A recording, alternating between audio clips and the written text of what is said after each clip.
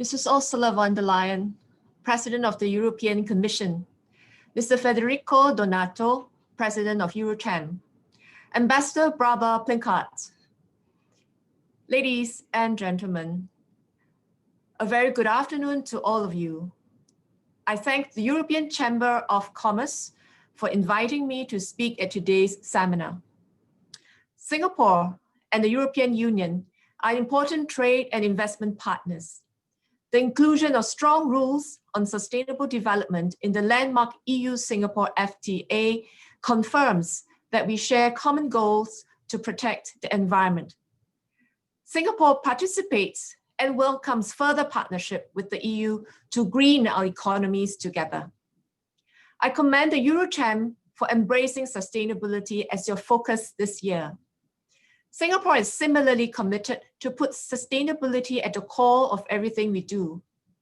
This is underscored by the renaming of my ministry this year. Even as we battle the COVID-19 pandemic, we continue to press ahead with our plans to understand, mitigate, and adapt to climate change, and to realize our vision for a climate resilient and sustainable Singapore. Let me share some of our key efforts this year. To better understand how climate change will impact Singapore, we launched our Climate Science Research Program Office earlier this month. The Program Office will drive the formulation and implementation of National Climate Science Research Master Plan and help ensure our climate policies are supported by robust science. The Program Office will oversee research grant programs such as the $10 million National Sea Level Program. To play our part to mitigate climate change, we have sought to green our energy sources and to look at how we produce, consume, and manage energy. Last month, the government announced that we have set aside about $50 million to fund low carbon energy research and test-bed efforts in hydrogen and carbon capture, utilization, and storage solutions. We are also working to accelerate our adoption of solar energy, which is the most viable source of renewable energy for Singapore. We plan to achieve 1.5 gigawatt peak of solar deployment by 2025. This is equivalent to powering about 260,000 households a year, meeting about 2% of Singapore's total electricity needs. To adapt to climate change, we will ensure Singapore's critical resources, such as food and water, will remain uncompromised for both our present and future generations. On water, we have developed our 4 national taps approach to ensure water supply resilience, and we are striving to integrate green technology with water treatment. In August, we started the construction of a large-scale floating solar PV system at Tengah Reservoir, which will generate enough clean energy to power our local water treatment plants. On food, we announced our goal last year to increase local food production to meet 30% of our nutritional needs by 2030 in order to strengthen our food security. In September this year, we accelerated the ramp up in local food production with the award of close to $40 million of funding to support the growth of our local agri-food enterprises. We are also pursuing circular economy approaches and working to become a zero-waste nation. We will mandate key responsibilities to enable the reusing and recycling of food, e-waste, and packaging, and support the localization of our recycling capabilities.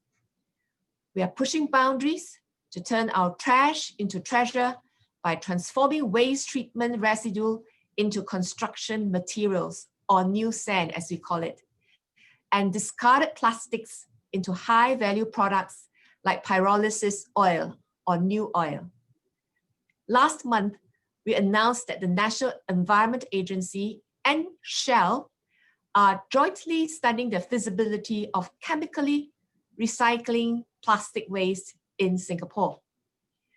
These are just some examples of what the Singapore government is doing to pursue sustainability. But our efforts alone will not be enough.